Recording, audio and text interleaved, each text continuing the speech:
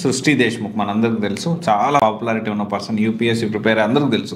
సృష్టి దేశ్ముఖ్ గారు ఎవరు అంటే ప్రతి ఒక్కరు చెప్తారు. 2018-19 టైంలో ఆల్ ఇండియా ర్యాంక్ 5 వచ్చింది. సో అయితే వీళ్ళిద్దరూ లబాస్నాలో మిస్సోరీలో ట్రైనింగ్ లో ఉండగా ఇష్టపడ్డారు. 2 years తర్వాత వీళ్ళు 2022లో అప్పుడు మ్యారేజ్ చేసుకోవడం జరిగింది.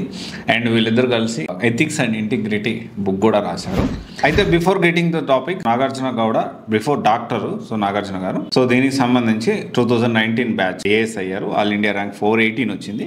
ఆప్షనల్ వచ్చేసి సోషియాలజీ అండ్ టోటల్ మంచి మార్క్స్ వచ్చాయి. ఇంటర్వ్యూలో కూడా మంచి మార్క్స్ వచ్చాయి. అరౌండ్ 193 వచ్చాయి. వేరే సృష్టి దేశ్ముఖ్ ఆల్ ఇండియా ర్యాంక్ 5 వచ్చింది 2018-19 బ్యాచ్ లో. సో ప్రజెంట్ ఇద్దరు కూడా మధ్యప్రదేశ్ క్యాడర్ లో పనిచేస్తా ఉన్నారు. ఎడ్యుకేషన్ వచ్చేసి సృష్టి దేశ్ముఖ్ గారు education BE in chemical engineering, optional similar sociology. LBSNAA ముస్సోరీలో పరిచయం అయింది. సో అలా పరిచయం ప్రేమగా మారి తర్వాత మ్యారేజ్ కూడా చేసుకున్నారు. అయితే వీళ్ళు ఎథిక్స్ అండ్ ఇంటిగ్రిటీ బుక్ ఇది కూడా రాశారు. అయితే ఇక్కడ ఏంటి అంటే ఒక RTA యాక్ట్ ఆనంద్ జట్ అని కాపీస్ ఆఫ్ RTA డాక్యుమెంట్ ఒకటి రిలీజ్ చేశారు. ఏంటి అంటే 52 కోట్లు అప్రాక్సిమేట్లీ 51 crores 67,64,500 రూపీస్ పెనాల్టీ వేశారు. ఓకే, సో ఫార్మర్ ఎంతకు ముందు ఉన్న ADM ప్రవీణ్ పుల్పగరే అనే అతను.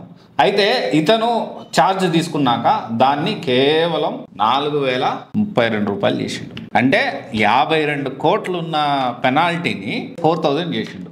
దీనికి సంబంధించి ఇన్ డీటెయిల్ గా దీని గురించి పెద్ద డిస్కషన్ అనేది జరుగుతుంది. ఒక మైనింగ్ కంపెనీ అది ఇన్వాల్వ్డ్ ఇన్ ఇన్లీగల్ మైనింగ్ కి పాల్పడింది అని చెప్పి ఒక కంపెనీ మీద అలిగేషన్స్ ఉంది. దానికి పెనాల్టీ వేస్తే నాగార్జున గౌడ్ గారు ethics and integrity ethics book రాసిన ఎథిక్స్ ఉన్న వ్యక్తి. ఓకే, సో ఈ విధంగా పెనాల్టీ అనేది అంత ఎథిక్స్ పరంగా కరెక్ట్ కాదనిపించిందేమో 50 కోట్ల నుంచి 4,000 తగ్గించారు.